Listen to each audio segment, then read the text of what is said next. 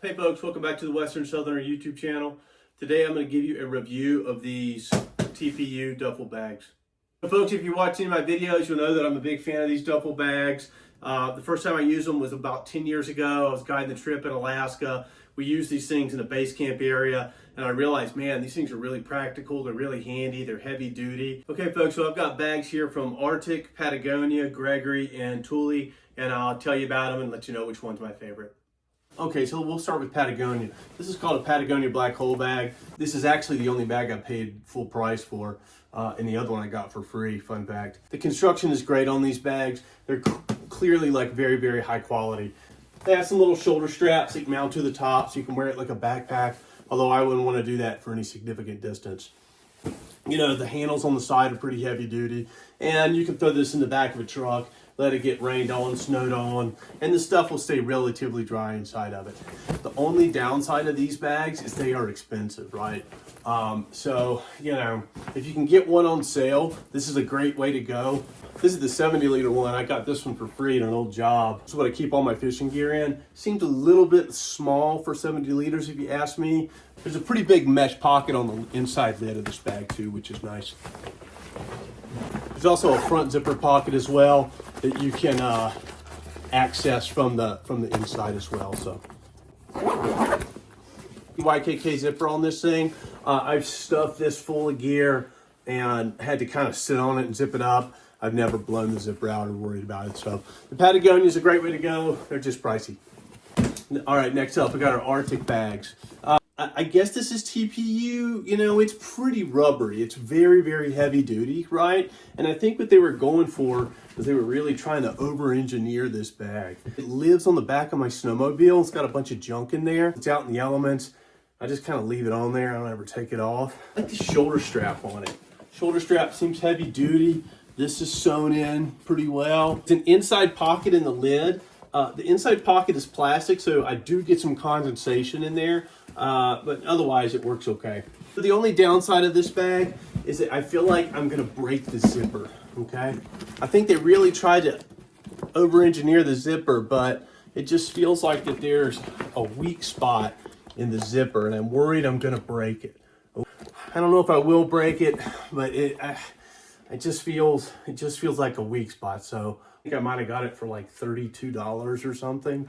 I think the going rate is maybe 80 bucks, but $32 is a pretty good deal for one of these things. So I'll be curious to see if that zipper holds up. That's the only thing I would give feedback to them about.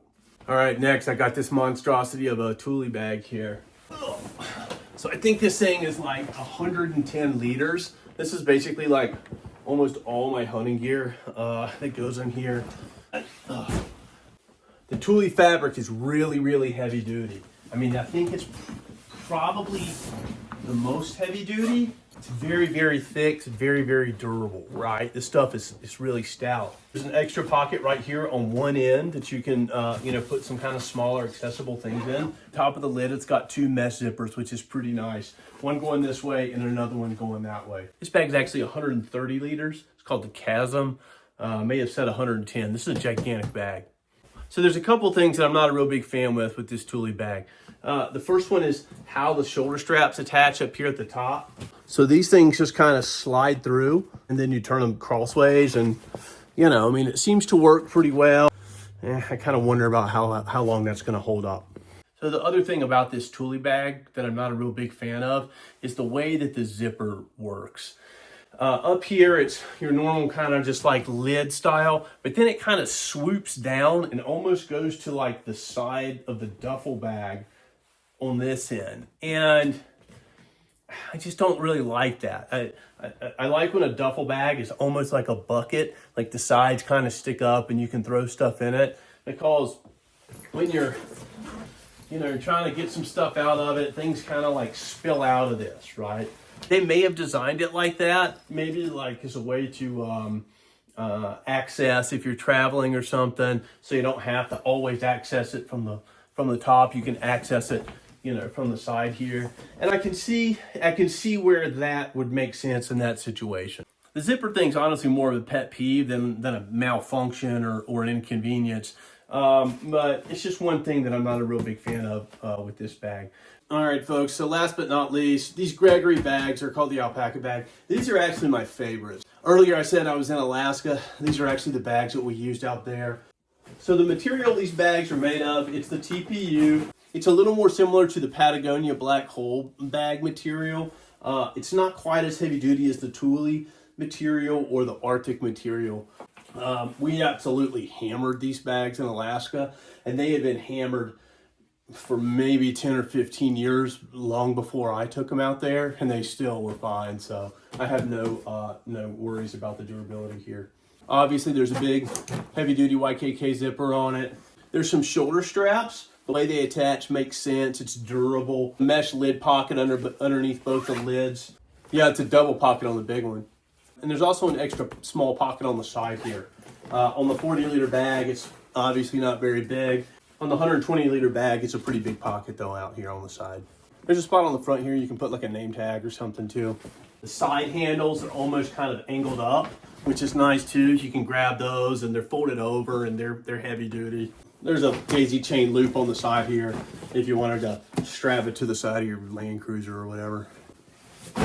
So I've had this big one for 8 years. I've used it quite a bit, thrown it in the back of the truck, let it get rained on, snowed on. No issues with it. It certainly doesn't look any worse for wear than this brand new one I have. So I really like these Alpaca bags.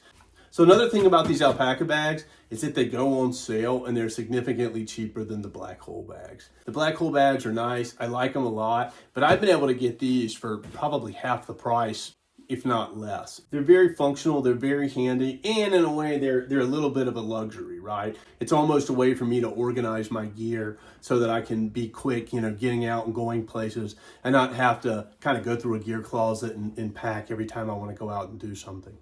So folks, really all these bags are great. They're very functional. They're pretty heavy duty, and they serve their purpose well. Depending on your budget or brand loyalty or whatever, kind of the sky's the limit on these things. $200, $300, $400 now, which, seems a little excessive in my opinion. If you keep an eye out and you really watch these things, they'll go on sale, and, you can get a smaller one for maybe, $50. Get one of these big ones for maybe $100. And, for me, just kind of keeping all my hunting gear in this one, all my camping gear in that one, all my fishing gear in this one down here, leaving one on the back of my snowmobile, it just makes a lot of sense for me, and I really like this system. Folks, I hope this is helpful. Hit like and subscribe, and stay tuned for the next video. Take care.